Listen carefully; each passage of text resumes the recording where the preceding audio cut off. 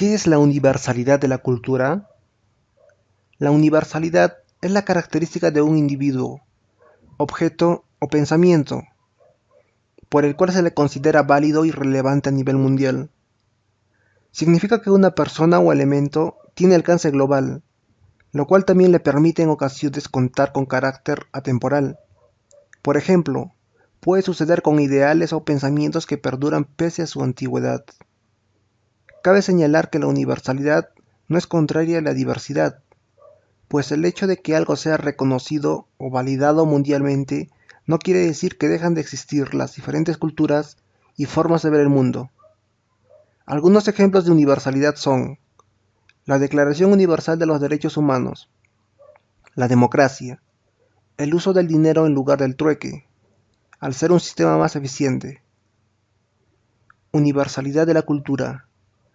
Se tiene que los universales culturales son los elementos de la cultura, la sociedad, el lenguaje, el comportamiento y la mente.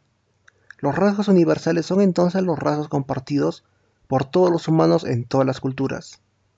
Este rasgo universal es aquel que distingue al Homo sapiens de otras especies. Rasgos biológicos, como el periodo de dependencia infantil, sexualidad durante todo el año, cerebro complejo que permite utilizar símbolos, lenguajes y herramientas. Rasgos psicológicos, que surgen de la biología humana y de experiencias comunes al desarrollo humano, como el crecimiento del útero, el nacimiento, la interacción con padres y sustitutos. Rasgos sociales, como la vida en grupos y en familia, el compartir alimentos, la exogamia y el tabú. Tipos universales. Tenemos 5 tipos: absolutos, aparentes, condicionales, estadísticos y grupales.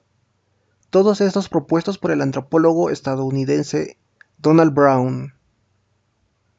Universales absolutos. Estos universales son los que la antropología ha encontrado en todas las personas independientemente de su cultura específica.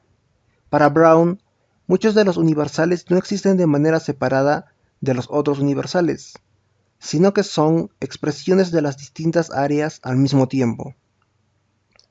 Algunos ejemplos dentro de los universales son, en el área cultural son los mitos, las leyendas, las rutinas diarias, los conceptos de suerte, los adornos corporales, la producción de herramientas.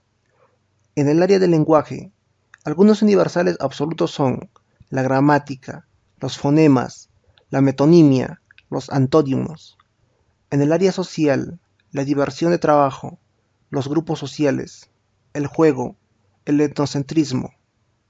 En lo conductual, la agresión, los gestos faciales, los rumores. Y en el área mental, las emociones, el pensamiento dualista, los miedos, la empatía, los mecanismos psicológicos de defensa. Universales aparentes. Estos universales son aquellos para los cuales ha habido solo algunas excepciones. Por ejemplo, la práctica de fabricar fuego es un universal parcial porque hay distintas evidencias de que muy pocos pueblos lo utilizaron. No obstante, no supieron cómo fabricarlo.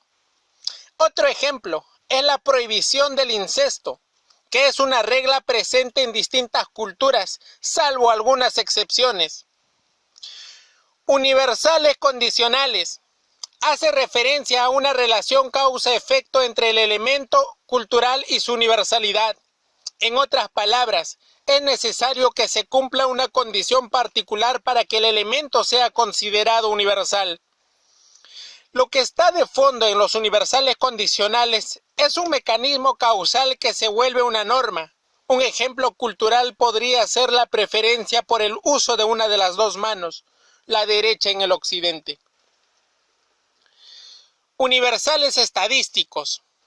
Son los que ocurren de manera constante en sociedades aparentemente no relacionadas entre sí, pero no son universales absolutos porque pareciera que ocurren de manera azarosa.